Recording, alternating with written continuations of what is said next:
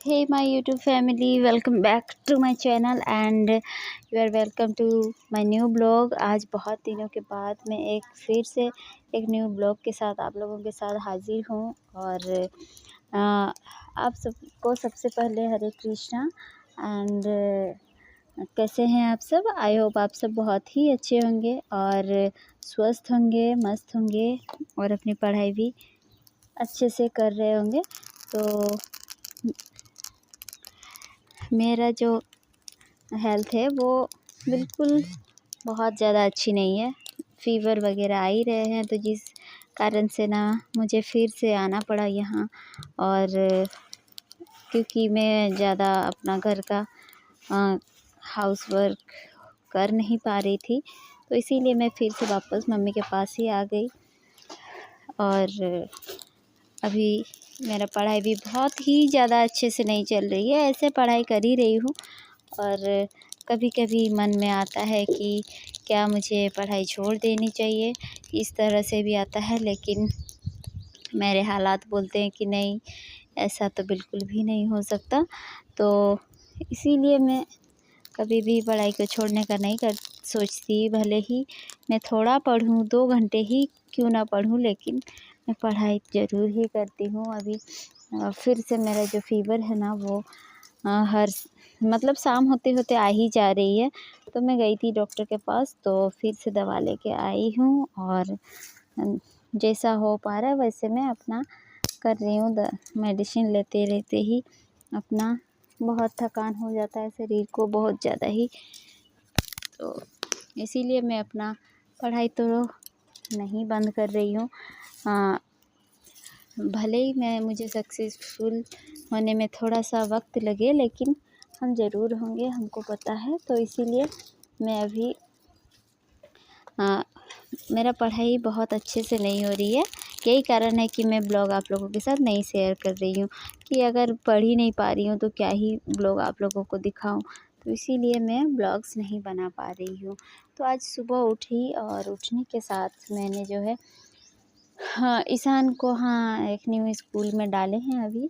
तो वहाँ पर अभी फिर से स्कूल जाने लगा है ईशान, तो इसीलिए मुझे उसके लिए टिफ़िन भी बनाना पड़ रहा है।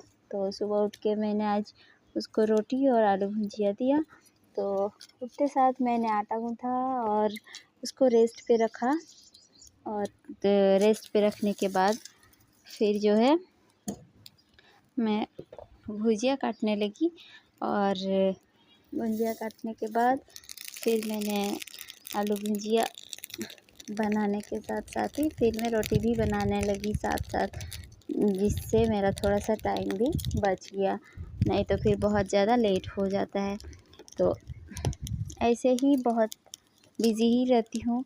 तो और एक हाउसवाइफ़ होना ही बहुत बड़ी बात है, और हम तो हाउसवाइफ़ के साथ साथ एक एस्पिरेंट भी है। तो पढ़ाई के लिए टाइम निकालना ही मुश्किल हो जाता है। तो मैं मायके में रहूँ या ससुराल में रहूँ, काम तो दोनों जगह ही करना पड़ेगा, क्योंकि काम तो कभी कम नहीं होता ना, अपना काम तो होता ही है। लेकिन यहाँ पर थोड़ा सा है कि बना बनाया खाना मिल जाता है कभी कभार, और वहाँ पर वो चीज़ तो नहीं मिलती है। तो वही सारा चीज़ मैं वही कर ही रही थी सुबह को। और ये सारा चीज़ करने के बाद फिर मुझे जाना था कोचिंग भी, क्योंकि आज सैटरडे है और सैटरडे को मैथ्स का क्लास होता है। तो इसीलिए मैं रेडी भी हो गई थी जाने के लिए। फिर सर का मैसेज आया कि आज कोचिंग जो है शाम को होने वाला है। तो उसके बाद फिर मैंने फिर से अपना जो है ड्रेस चेंज किया। फिर बाकी जो घर के थोड़े मोड़े काम थे वो सारा मैंने किया। वैसे मुझे हेल्थ सही नहीं है और मेरा बीपी ज़्यादातर लो रहता है, तो वैसे ही लो फील हो रहा था बहुत ज़्यादा। तो फिर भी मैंने जो है साफ़ सफाई झाड़ू वगैरह किया, क्योंकि यहाँ हमारे यहाँ ना कबूतर हैं, तो वही कबूतर बहुत ज़्यादा गंदगी फैला देते हैं। आप जितना भी दिन भर में झाड़ू लगाते रहो तो फिर गंदा होते ही रहता है। लेकिन फिर भी हमें तो कोशिश करना चाहिए कि थोड़ा साफ़ सफाई रहे। तो वैसे ही फिर झाड़ू वगैरह लगाने के बाद फिर मैं बाबू को नहलाई और खाना वगैरह खिलाने के बाद और खुद भी खाई। उसके बाद फिर हम लोग जो है लगभग वही 1:30 तक हम लोग फिर सो गए थे। और ऐसे ही रहा मेरा पूरा दोपहर। बाबू के साथ रहते हैं तो पढ़ने तो नहीं देता बिल्कुल भी, अभी सारा बुक्स कॉपीज बंद कर देता है। तो फिर और वीडियो बनाना तो दूर का ही बात है उसके साथ। तो फिर हमारा जब नींद खुला तो उसके बाद वही 3 बजे 3:30 तक फिर मैं बाबू को खिला रही थी। उसको मैं रोटी और भुजिया अभी मैंने बनाया और उसको मैं खिलाई, ताकि जब कोचिंग मेरा शाम को 5 बजे है तो मैं उसको खिलाने ताकि वो घर में परेशान ना करे किसी को, क्योंकि पेट भरा रहता है तो बहुत ज़्यादा तंग नहीं करता है। तो वही फिर मैंने उसे खिलाया। फिर यहाँ जो है मौसम बहुत ज़्यादा ख़राब हो गया, फिर बारिश होने लगी। मुझे लगा शायद मैं नहीं जा पाऊँगी कोचिंग, लेकिन फिर जो है 5 बजे से क्लास था। वैसे भी बारिश के कारण जो है सर भी नहीं आए थे और स्टूडेंट्स भी नहीं आए थे। तो वही हम गए 5:20 तक फिर कोचिंग चले गए थे। और ऐसे ही दिन मेरा बीता, पढ़ाई नहीं हो पाई। और फिर वहाँ से कोचिंग से आने के बाद फिर वही 8:30 बजे के लगभग फिर जो है मैं डिनर नहीं की, क्योंकि कोचिंग जाने से पहले मैं खा के गई थी तो फिर को भूख लगा नहीं। और फिर अपना जो है होमवर्क था मैथ्स का तो वो सारा मैंने किया और उसके बाद फिर मैं सो गई थी। ऐसे भी करंट चला गया था। बारिश के कारण गाँव में करंट का बहुत ज़्यादा प्रॉब्लम होता है।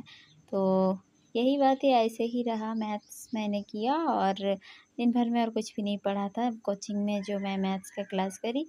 और आते आते मेरे हो गए थे 7:15 तक।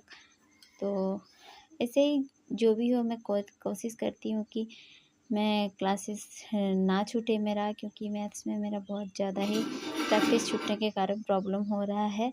तो ये रहा मेरा छोटा सा ब्लॉग। आप लोगों को कैसा लगा कमेंट बॉक्स में ज़रूर बताइएगा। और अगर आप लोग भी RRB NTPC का फॉर्म भरे हुए हैं तो प्लीज़ अपना पढ़ाई को कंटिन्यू रखिए, क्योंकि आप सबको पता ही है कि एग्ज़ाम का डेट भी निकल चुका है और टाइम है बहुत ज़्यादा कम। तो इसीलिए पढ़ाई करते रहिए, कभी भी पीछे मुड़ के नहीं देखना है, हमें हमेशा आगे की ओर कदम बढ़ाना। तो मिलते हैं नेक्स्ट ब्लॉग में, तब तक के लिए बाय बाय।